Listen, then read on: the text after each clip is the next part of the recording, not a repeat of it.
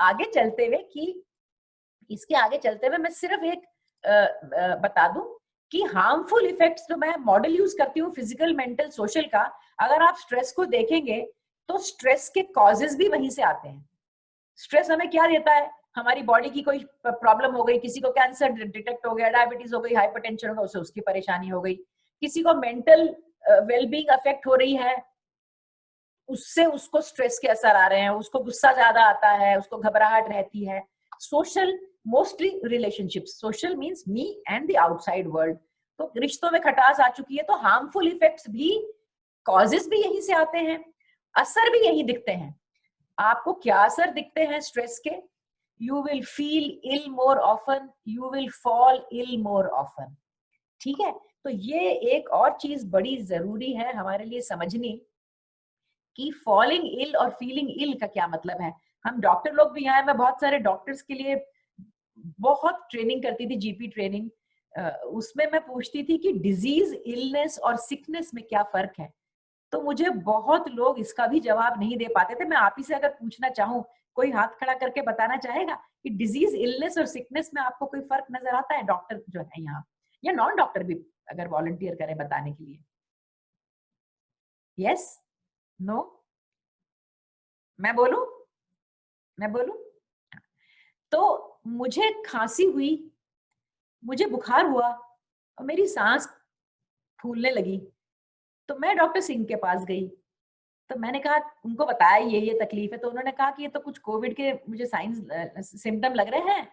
तो उन्होंने मेरा थोड़ा चेकअप करा, ठीक है, उन्होंने टेम्परेचर, मेरा थर्मोमीटर डाला मेरे मुंह में, उन्होंने मेरा बीपी चेक करा, उन्होंने कहा मुझे तुम्हारा कोविड टेस्ट करवाना पड़ेगा। तो उन्होंने कोविड ऑर्डर कर दिया, तीसरे दिन टेस्ट आया पॉजिटिव।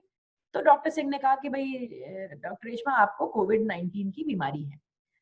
ठीक, अब मैं घर आई तो अब मुझे कमरे में डाल दिया गया, अब मैं आइसोलेशन में हूँ, और मेरे मेरे हस्बैंड क्वारंटीन में है, क्योंकि अब उनका एक्सपोजर हो चुका है मेरे साथ। अब मैं काम पे नहीं जा पा रही, ठीक है, तो मेरी जो जो कमिटमेंट थी वो मैं कर नहीं पा रही। मैंने छुट्टी के लिए भी अप्लाई कर दिया काम से, मैं नॉर्मल जिंदगी की बात कर रही हूँ। अब इस सारे प्रोसेस में देखिए कि डिजीज क्या है? डिजीज वो है जो डॉक्टर ने टेस्ट करके, डायग्नोज करके बताई, वो तो हो गई डिजीज। इलनेस क्या है? इलनेस उस डिजीज का मेरे ऊपर असर है, मैंने क्या महसूस किया, वो इलनेस है।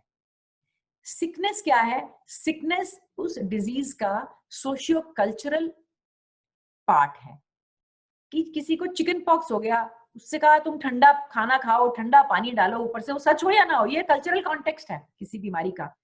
कोविड का सोशल कॉन्टेक्स्ट क्या बन गया है कि अब मैं अलग हो गई, अब मैं दीवारों को देख रही हूँ, मैं किसी से मिल नहीं पा रही, मैं कुछ कर नहीं पा, और आम जिंदगी की भी बात करूं अगर, तो ये हो गया सिकनेस।